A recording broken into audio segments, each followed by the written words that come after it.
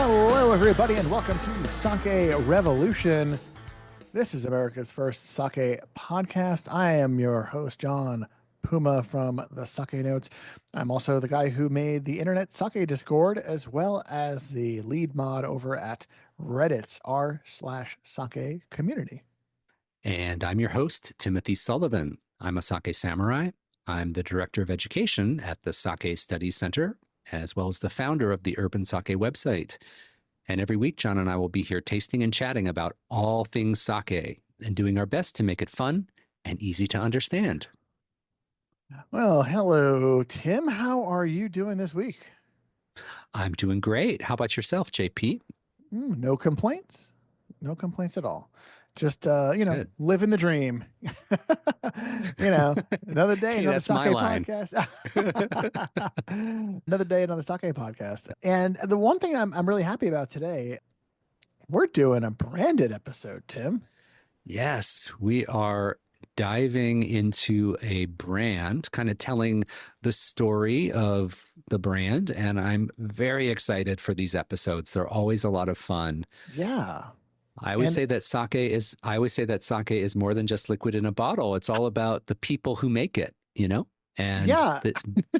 These episodes allow us to explore that a little bit. Yeah. And we typically do these branded episodes when a new sake that's kind of got some hype behind it shows up on our shores. And as time goes on, it's harder to get those because a lot more sake makes it to the United States, which is wonderful. But here's one that did catch on really nicely, got a lot of momentum behind it in Japan, and now it is finally here. And Tim, you want to tell the good people at home what brand we're talking about? Yes, we are going to be tasting a Junmai Daiginjo from Hououbiden, and that's made by Kobayashi Shuzo, and they're located in Tochigi Prefecture. Mm-hmm. So Hououbiden is a well-known brand, and I think it kind of has a reputation for being a little bit hard to get and a very luxurious style, and they really value local rice production in their sake as well. Yeah, I had heard all of those things actually, and it's really nice that when you have a sake that is hard to find in Japan, it is often trickier to find here when they do bring it over. So we're very fortunate that we were able to get our hands on a bottle. And in full disclosure, this was actually gifted to us for the show by the importer. Thank you very much to the folks over at Sakesuki for giving us this bottle of Hououbiden. I think the brand story is amazing. The brewery was founded in 1872, and it's been in the Kobayashi family since then. And the most recent president to take over has been Masaki Kobayashi. And he's the fifth generation of the family to run this brewery. All right. Now, one thing that is really interesting is that he came back in like 1995 to take over as president. And from what I've read online, Kobayashi Shuzo was on the verge of bankruptcy. Uh-oh. They were not in a good way. That's a story we hear occasionally, where the previous generation they're having a rough time, and then the next gen comes in and they're taking the reins in a really perilous position. So what happened next to get us to where we're at now? Yeah. Well, this story has a very interesting twist. Ooh, I like twist endings. Yes. And it involves a love story as well. So Mr. Kobayashi actually met his future wife, and she happens to be involved in the sake brewing business as well. She was an instructor at the Iwate Prefectural Brewers Institute, which is the technical institute connected to the Nambu Toji. So the Nambu Toji is the largest Toji group in Japan, and it's connected to Iwate. So he met Mayumi, they fell in love, and they got married. So not only was Mr. Kobayashi running a brewery, but the life partner he ended up with also was an instructor and had amazing skills in making sake. So what happened next was that Mr. Kobayashi took over the brewery in 1995, and there was already a Toji there. Mm-hmm. The husband was a new president, and the wife was a brewing instructor from the Iwate Brewers Institute. Mm-hmm. But they had so much respect for the existing Toji that the wife didn't take on any role at the brewery immediately. But after 5 years, they decided that she should become the Toji. Mm-hmm. So she stepped in as Toji, and that's when things at the brewery shifted dramatically, and the style of their sake became more modern. So she brought in modern brewing techniques, and she brought in new ways of approaching brewing Hououbiden. And that was a huge shift. And after that, the sake became much more sought after and started winning awards and became like more of a cult sake after the husband and wife team started working together to make the sake. Nice. That's awesome. I love these stories of these breweries that, they're on the ropes and then they make a change and they're able to just make this like wonderful comeback story. And now they've got this like really hot sought after sake that's being exported to the US. That's great. Yeah. And in 2022, they actually built a new facility to make the modern production methods that they're using. So they still have their main brewery where traditional sake brewing's carried out. Mhm. But in 2022, they built the Hishogura, which is their modern brewing facility. And I think out of that facility, a lot of their award-winning sakes have come.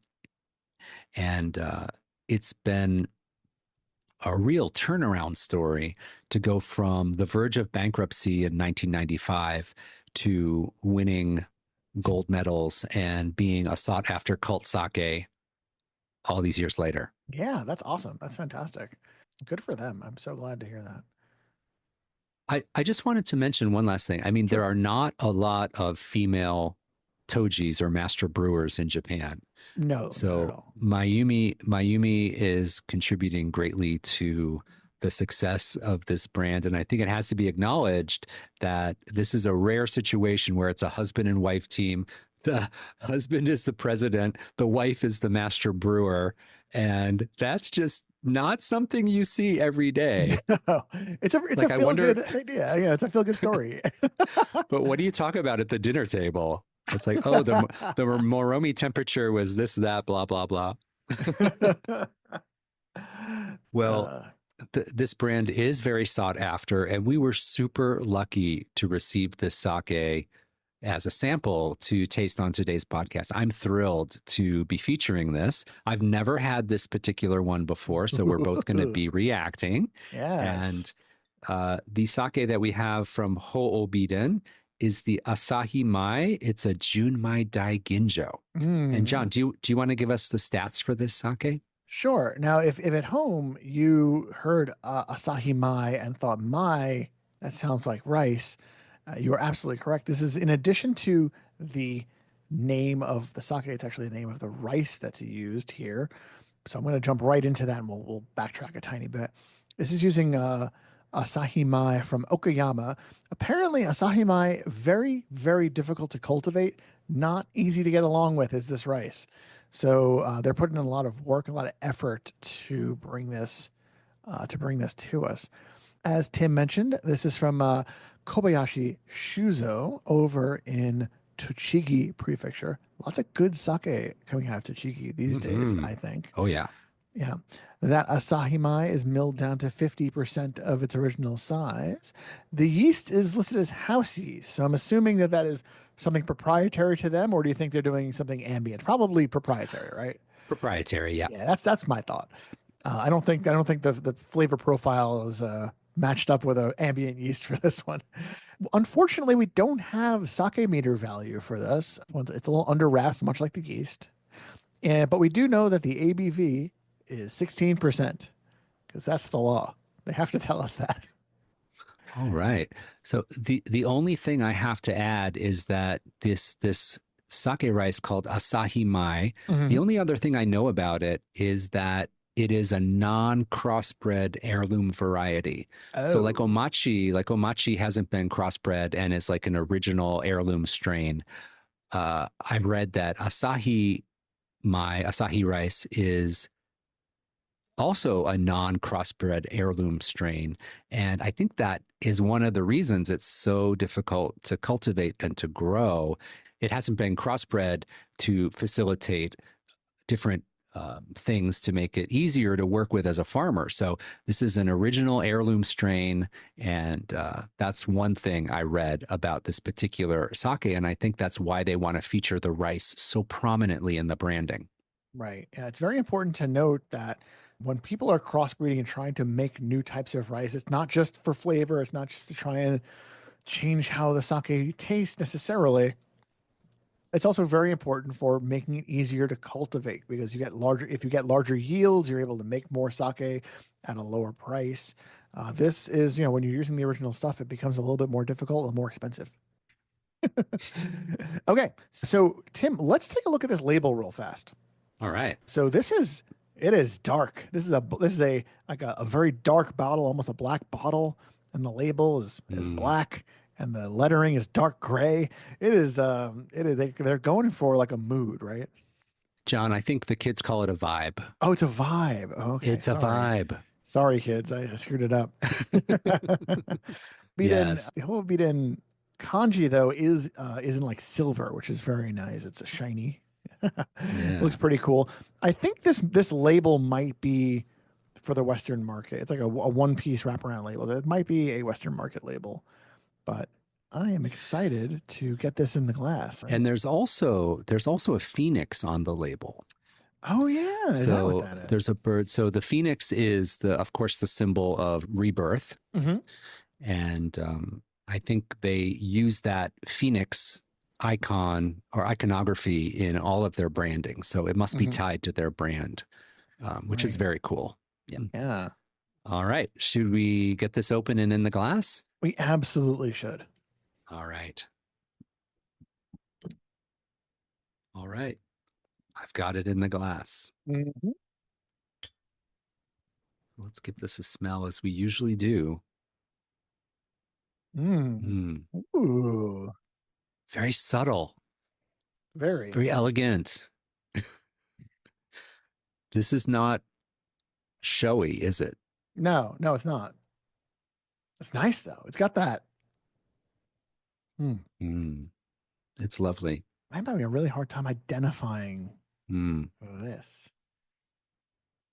What do you think? What do you get out of this?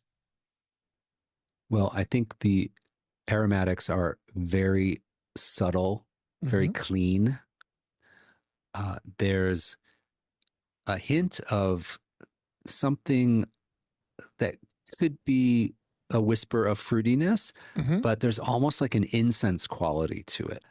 Yeah, I was gonna say like anise or something like that. Mm, I was worried I'd be yeah, misusing the word anise.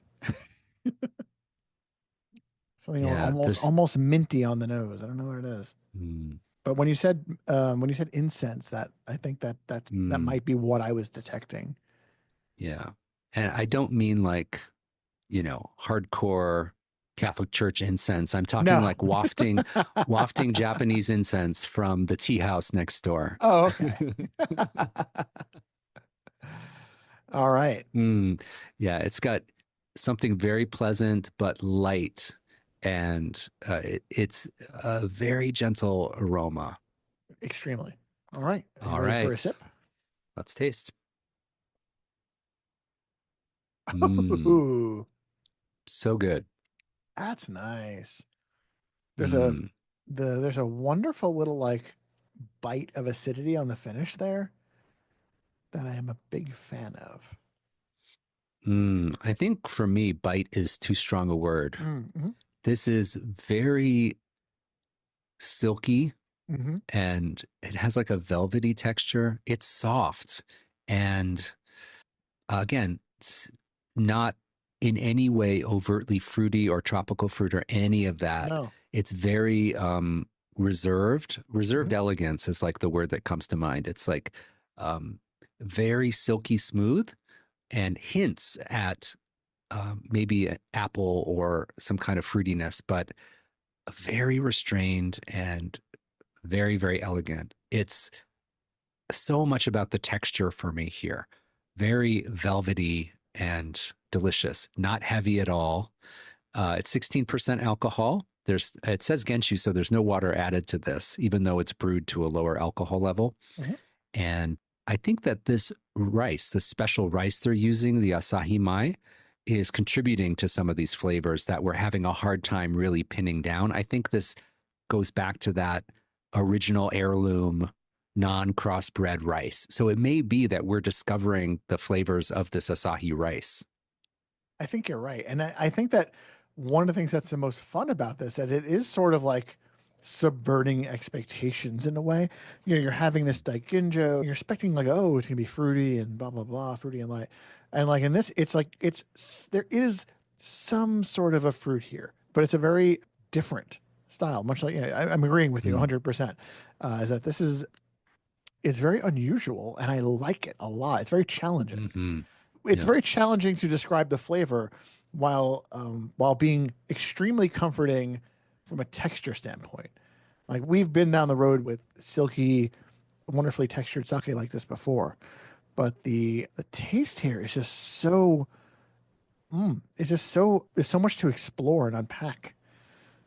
Yeah. Yeah. It's interesting when sakes are bold, in your face, Hmm. loud, there's no disputing like what's going on. But when you have a sake like this that is so restrained and so elegant and it's not in your face, you It's so really much more have to difficult. it it's difficult to find the words, to find the Yeah. descriptors to give it its justice, when Hmm. in describing how it is. But I think for me, the texture is so subtle and elegant. It is not. I think if you describe it in a way that you say, "Oh, it's elegant, it's restrained," some people might think, "Oh, it's probably too boring for me." But no way. No, no, it's There's so much to explore. yeah. And again, I think it's an unknown rice to us, kind of coming Hmm. through on the palate. And it doesn't taste ricey or grainy at all. So it's not like a traditional rice flavor coming across. But I think that is giving it the depth of flavor that we're kind of trying to describe. I think it's coming from that Asahi Mai rice. Yeah. I think that this is really interesting to me because we've been doing this show for a very long time now. And outside of that, I've been tasting sake with you for even longer. And Yeah. I've never seen you at a loss for words for trying to describe what you're experiencing when you're tasting a sake before. Not like this. And I think that's amazing that this sake is here and it's able to do that. You know, you've had things that you didn't like that maybe you didn't want to describe, but this is something that you're really enjoying and really having a hard time with. I think that's like fascinating. I I think it's good to be challenged sometimes and try to dig around and I'm tasting this for the first time. And it's true. Sometimes when you're evaluating a sake, you have to go back to it a second time, a third Hmm. time, experience it, maybe do a food pairing with it. So I'm not at all perturbed by, not being able to nail down a flavor or aroma that we're both like, aha. I think Yeah, it's fine to explore and revisit down the road again. But it's important to say that this is extremely delicious. Like it is really good. And sometimes you don't need to know why something tastes good as long as you're enjoying it, right? I think that's absolutely true.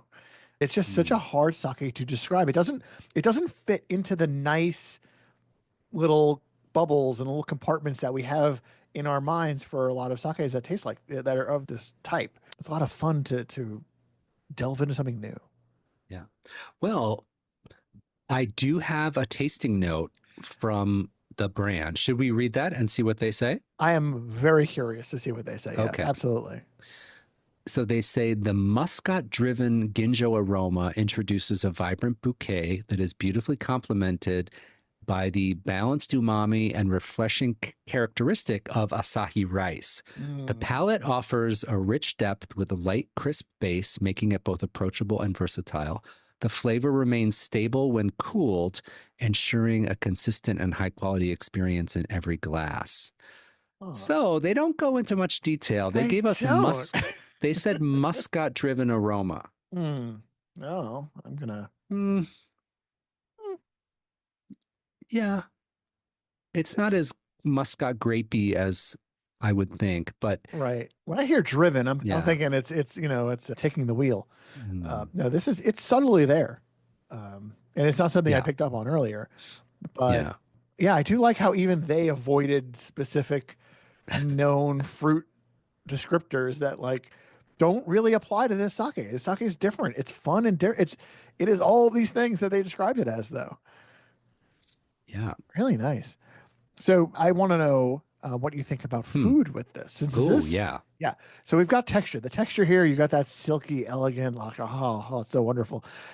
And then you've got this really nice, restrained, crisp Mm. sake. What are you thinking? Mm. Well, my mind immediately goes to lighter, cleaner dishes. Hmm. I think that if you were having sushi or sashimi, this would be an amazing sake to have with it. I think that anything from the raw bar, like shrimp cocktail, oysters on the half shell, Hmm. crab legs, all my standard Hmm. go-tos, poached fish as well. I think that seafood would be the best friend of this sake, basically. Yeah, my mind immediately went to sushi. Usually sushi is so light, and this would be such a great complement Mm, to so much of that sushi and sashimi. Other types of I would love like a white fish with a really mild sauce. I think that would be mm, like a broiled whitefish would be amazing with this. I think the two of them would go fabulously together. Let's see. They recommend. Let's take a look. Oh, they recommended sushi and sashimi. Okay, all right. Steamed vegetables, salads, citrus-based dressings. Oh, okay. I'm a fan of citrus-based dressings. I can see that going well with this. And they recommend this chilled in a wine glass. yeah. Yeah, we're doing it right, Tim. All right. That's good. Yeah, Well, I think now that I've thought about it for a little bit, yeah. I think that there are other sakes that I often pair with sushi and sashimi that are clean, crisp, and they are dry. You Mm. know, they are a little more bracing. This has a depth of flavor to it Mhm. that brings more dimension. And this one has that a very subtle rice flavor from the Asahi Mai that gives it a depth of flavor. Even though it's so restrained and elegant, there's a depth going on. And I think that that just brings a little more to the party when it comes to layering flavors with a food pairing. You know what I mean? Mhm. Yeah, I think I do. And I agree. I'm like so excited to try this with food now. Mm. Like that's my main takeaway from this is like, you know, I am not the pairing guy. I'm the sit on the couch and drink the sake guy. We've talked about this before. But like this sake makes me so excited to try it with food. I am I'm gonna do some experiments for the next week, I think, and just kind of every dish I have, I'm gonna pour a little bit of this and see how it goes. Like I'm really excited to see what happens with this. It seems like there's a lot of fun possibilities. Yeah. And I'm intrigued by the subtlety of this sake. Mm. It's so delicious. It's a ultra premium Junmai Daiginjo, but it has this subtleness to it that makes you want to look in the glass and study it. Like that's what's getting me. It's like, oh my gosh, this tastes so good. Mhm. What's going on? And it's the combination of the gentle fruitiness with the rice flavor at a super premium level that I Yeah, think is really grabbing me. Yeah, it's really good. I agree 100%. It is it's been a while since I've had a sake that was so different yet so just I want more. You know, it's you know what I mean? It's like it's a unique flavor and a wonderful combination of the flavor and the texture and the crispness. I just want to explore this and have so much of it and try it and see what's going on. Like I just feel like I can get a lot out of this sake.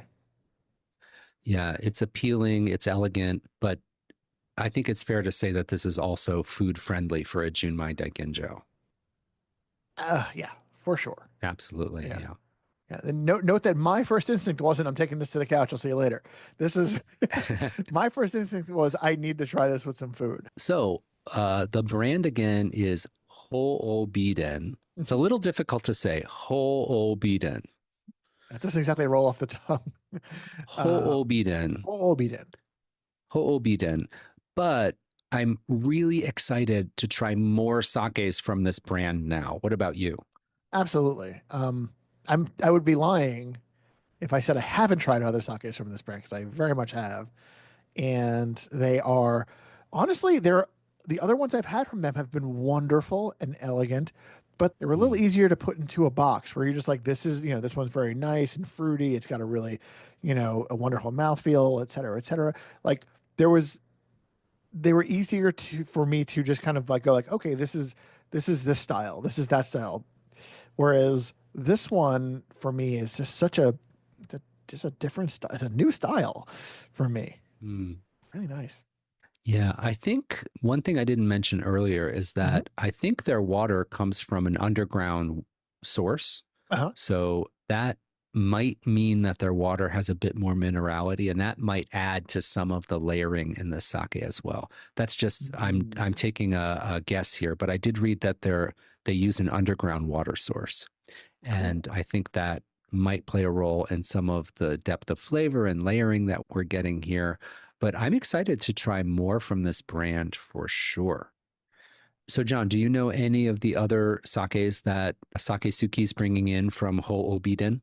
Yes. So, in addition to this one, is the Asahi Mai. They've also got the Sake Mirai, which is that wonderful sake rice that was originally cultivated in, if I'm not mistaken, in Yamagata. I think this is a Jugondai's rice. And then also the Black Phoenix, which I've definitely had in Japan before, and that is Ayama. So Ayama's starting to come into the States. I'm very excited. It's been a long time coming. We know you're an Ayama I fanboy. am a fanboy. This is the truth. I'm not gonna attempt in any way to disguise that. I am 100% a fanboy, unabashed. All right. Well, it sounds like we're going to have to get that Ayama sake from Hououbiden on the show at some point in the future. But this was a fun look into this brewery and a very interesting setup with a married couple being president and Toji and an intriguing sake. So just really interesting all around. Yeah, good times, and I'm glad to see this one in the States. It's always exciting when new stuff comes to our shores. Yeah. Well, thanks to you, John. Thanks for tasting this intriguing sake with me. Special thank you to Sake Ski for providing this sake for us to taste today. And I want to say a special hello and thank you to all of our listeners, but especially the members of our Patreon community. If you're interested in supporting Sake Revolution, we do have a Patreon. You can visit us at patreon.com/Sake Revolution and join our community. We do a live happy hour every month where you can talk to us and sip sake with us. So if you'd like to chat with us in person, join our Patreon, and we look forward to meeting you there. And if you've got a question for Tim and I here, or maybe a show suggestion, or maybe we flubbed something and you need to correct us, that's very important too. It happens. It does happen from time to time. We want to hear from you, though. Reach out to us. We've got an email address. It's feedback@sakerevolution.com. The website also has a little form you can fill out to send us messages directly. You can also slide into our DMs on Facebook or Instagram. Until next time, though, please remember to keep drinking sake and come. Kampai.